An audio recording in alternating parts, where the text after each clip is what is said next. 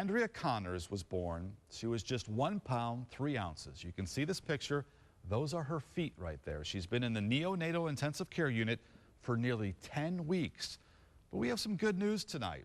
WSBT's Suzanne Spencer has more. Baby Andrea Rick finally gets to go home tonight, and her parents, her big sister Colleen, and all the nurses at St. Joseph Medical Center who have seen her go through this for the past 10 weeks couldn't be more thrilled. 10-week-old Andrea Connors is very happy about going home soon. It's an awesome feeling to be able to take her home soon, so.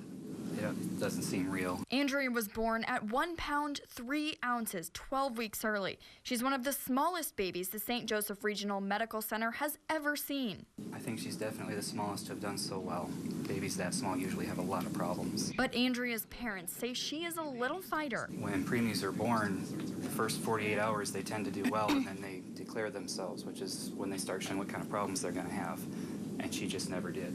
And the weeks just rolled by, and she just never had any problems. She never had any problems, but she had to get bigger and healthier before she could go home. The family has been separated from Andrea for 7 weeks. They drive half an hour every other day. It's very hard when she's awake.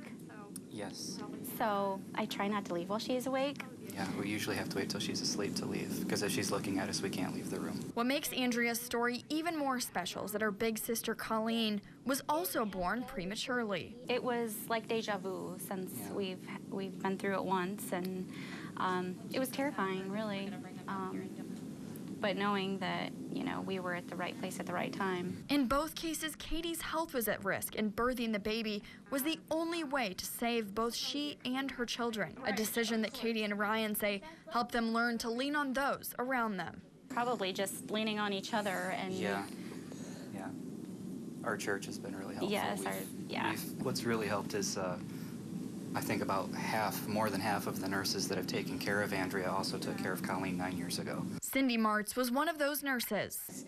I hadn't seen Colleen in years. So when Colleen came to visit her sister, Andrea, it's like, oh my gosh, I can't believe it. This is Colleen. Now this with the beautiful blonde curly hair. Cindy knows the family quite well and knows their strength is fueled by a spiritual determination. She has an uncle in heaven.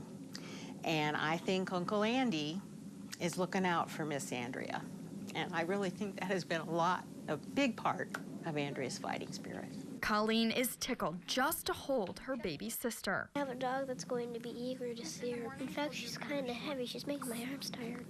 The staff at the NICU at St. Joseph are both sad and happy to see her go. Mom cried on the phone when I called her to let her know that her daughter was ready to go home. So yeah, it was very emotional. The day has finally come for the Connors family, who gets to leave the hospital with a baby in their arms.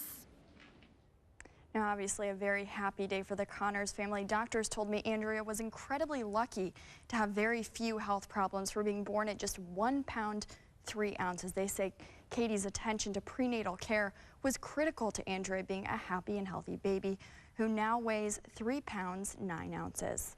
In the studio, Suzanne Spencer, WSBT Channel 22 News.